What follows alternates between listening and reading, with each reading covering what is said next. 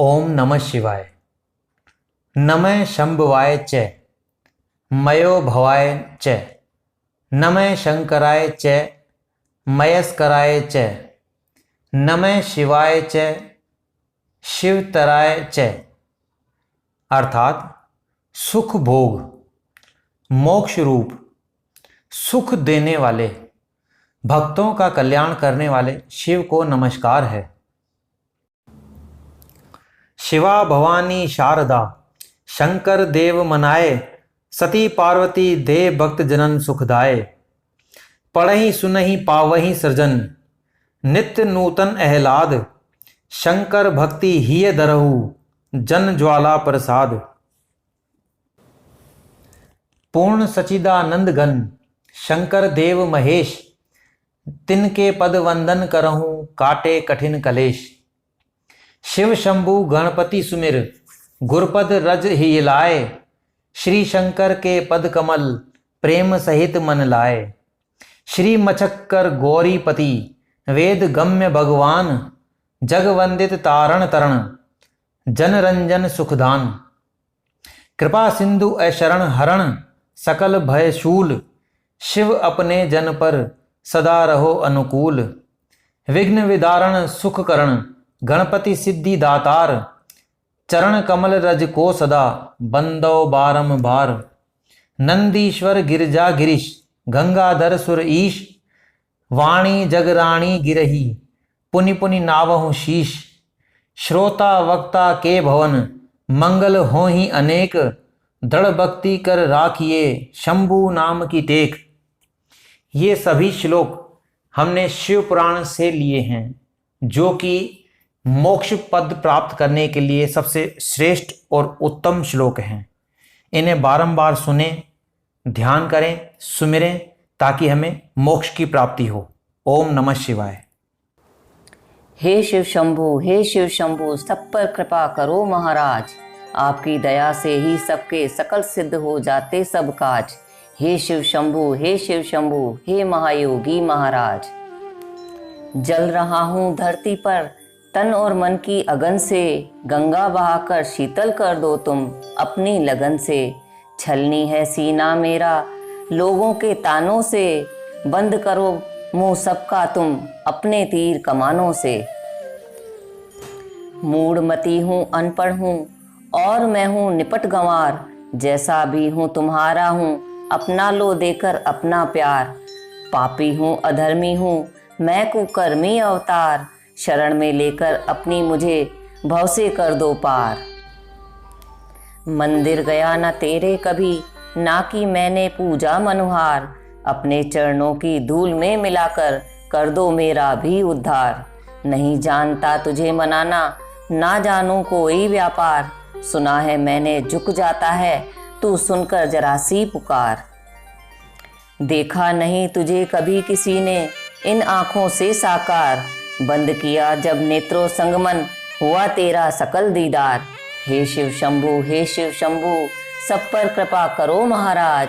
आपकी दया से ही सबके सकल सिद्ध हो जाते सब काज। हे शिव शंभु, हे महायोगी महाराज।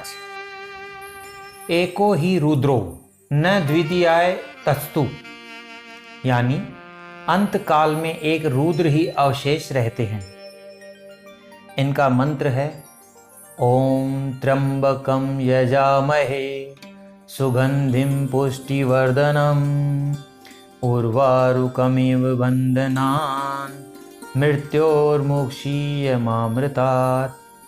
अर्थात श्रेष्ठ गंध, विशिष्ट द्रव्य से भूषित, भोग मोक्ष रूप, पुष्टि की वृद्धि करने वाले, तीनों लोक के पिता व तीनों काल में वेद रूप शब्द वाले, तीन अक्षर अकार उकार मकार से सिद्ध होने वाले का पृथ्वी अंतरिक्ष स्वर्ग रूप नेत्र वाले शिवजी का हम पूजन करते हैं।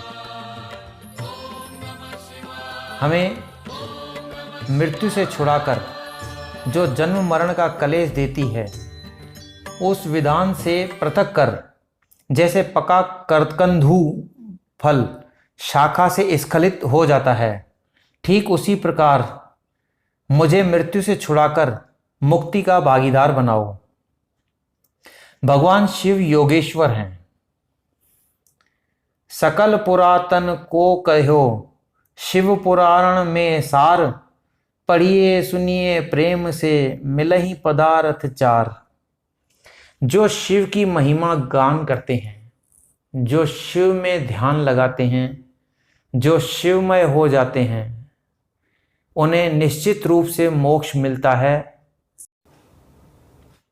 प्राणी अपने कर्म बंधनों में जकड़ा हुआ पैदा होता है।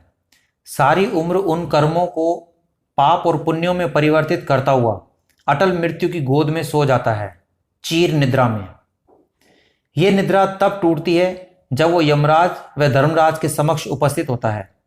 पल पल के हर कार्य के, हर संकेत के, हर सोच के, हर जाने अनजाने में किए हुए कर्मों का उल्लेख होने पर पता चलता है कि उसने अपने जन्म को और बंधनों में जकड़ा हुआ दिया है या फिर मुक्ति की ओर कदम बढ़ाए हैं।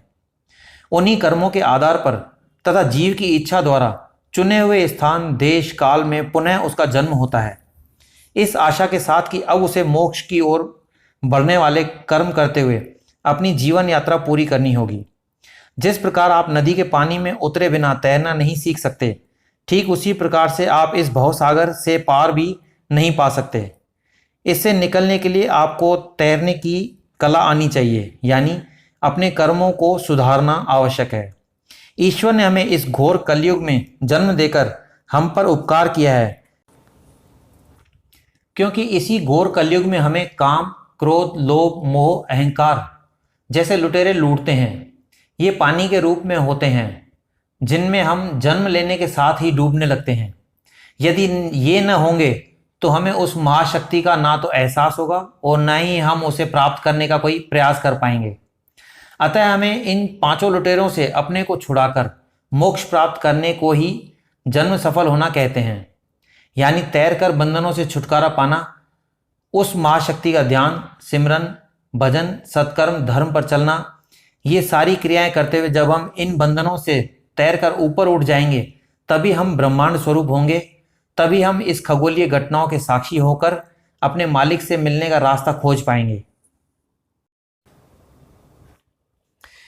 इस संपूर्ण ब्रह्मांड में जो क्रिया या परिवर्तन निरंतर हो रहे हैं, उन पर हमारा कोई वश नहीं चलता है। ये क्रियाएं चलती ही रहती है। ग्रहों के लगातार बनते बिगड़ते रहने का क्रम भी कभी नहीं रुकता।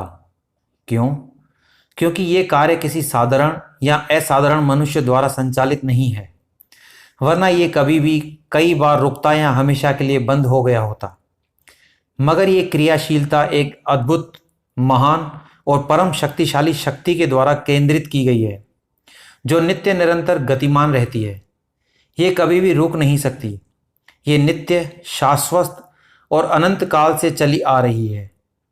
ये रीत आगे भी इसी प्रकार मंथन होती रहेगी, भले ही प्राणी जगत का कितनी ही बार विलुप्ति और प्रादुर्भाव होता रहे। 5 तत्वों में समाया ये संपूर्ण जगत 5 तत्वों के प्राणी मात्र का रंगमंच है, जहाँ कलाकार पैदा होते हैं, अपनी प्रतिभा दिखाते हैं और एक शून्य में विलीन हो जाते हैं। इनका रचयिता नित्य निरंतर इन पर निगाह रखे होता है, परंतु अंतर्ध्यान, अदृश्य और अंतहीन शक्तियों का भंडार होने के बावजूद भी ये खुली आंखों से दिखाई देने वाली शक्ति नहीं है। जीव जगत से जुड़े हर पहलू पर, जैसे सामाजिक, विज्ञान, आध्यात्म व ज्ञान पर उसका संपूर्ण अधिकार है। संसार में होता वही है जो उस शक्ति द्वारा निर्देशित व लिखित आदेश होता है। ये इस जगत के जीव का अहम है कि संसार को चलाने की हर शैली उसके द्वारा क्रियान्वित हो रही है। जीव के पैदा होने से कर्म करते हुए मृत्यु या मोक्ष को प्राप्त करने वाले सभी कार्य पूर्व ही निर्धारित होते हैं। बस उसे तो अपने मिले हुए भौतिक शरीर से अपनी प्रतिभा के द्वारा अपनी संपूर्ण कला को प्रदर्शित करना मात्र होता है। मामूली से मामूली इंसान हो या बड़ी से बड़ी महाशक्ति, मृत्यु पर्यंत सब एक बिंदु में समान मात्रा में समा जाते हैं। उनके आने से भी और उनके चले जाने के बाद भी संसार में कुछ भी नहीं बिगड़ता है, ना ही कुछ रुकता है। वो तो निर्विरोध अपनी गति से कायम रहता हुआ अपने वजूद और अपने वर्चस्व साबित करता रहता है। अब मन की बात। मन बड़ा चंचल होता है। ये 7 घोड़ों पर सवार बेकाबू शक्ति है, जो सामान्य मनुष्य से तो क्या, बड़े बड़े ऋषि मुनियों का भी मनोबल और शीलता को भंग कर चुका है। इसे वश में करना संभव नहीं है, मगर असंभव भी नहीं है। इस कली काल में ईश्वर ने साधारण मनुष्य को भी ऐसी शक्तियों से ओतप्रोत कर रखा है कि वो चाहे तो ईश्वरीय ध्यान करके, मन को वश में करके रिद्धियां सिद्धियां प्राप्त करके मोक्ष का अधिकारी बन सकता है। समय जरूर लगता है, मगर हौसले और विश्वास यदि प्रगाढ़ हैं तो एक दिन सफलता आपके कदम चूमेगी। आप सभी का भगवान शिव कल्याण करें, आपको मन की शांति, तन का आनंद और मौन से मोक्ष प्राप्त हो, यही प्रार्थना हम करते हैं। आपसे विदा लेते हुए जय शिव शंकर।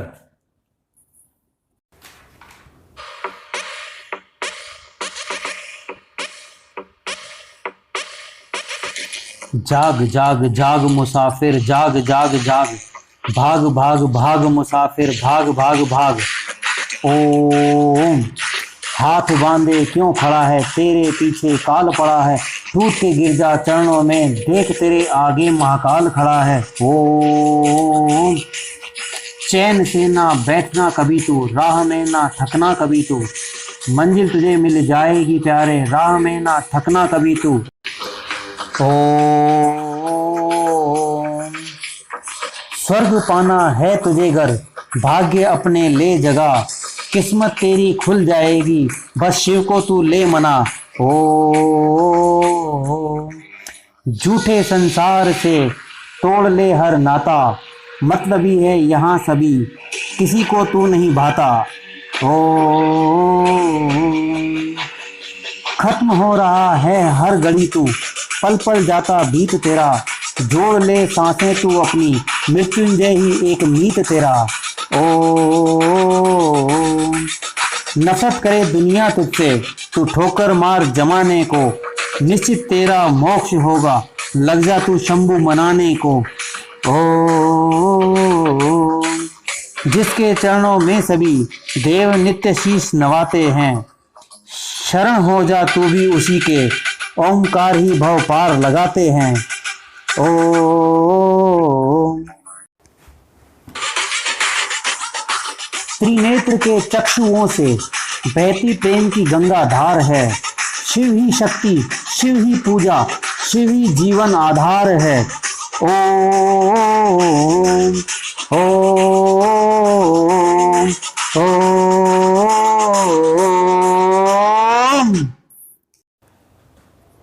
अकाल मृत्यु वो मरे, जो काम करे चांडाल का, काल उसका क्या बिगाड़े, जो भक्त हो महाकाल का। अर्थात जो पाप करता है, जो पापी होता है, उसे काल ग्रस्त करता है, और जो पापी नहीं होता है, जो पाप कभी नहीं करता और महाकाल का भक्त होता है, उसका काल भी कुछ नहीं बिगाड़ सकता, क्योंकि वो भक्त है महाकाल का। आप सभी पर भी महाकाल प्रभु की सदैव कृपा बनी रहे, ऐसी हम प्रार्थना बाबा भोलेनाथ से करते हैं, जो आपको, आपके परिवार को सदैव स्वस्थ, खुश और मोक्षदायी बनाएंगे। ओम नमः शिवाय, ओम नमः शिवाय, ओम नमः शिवाय।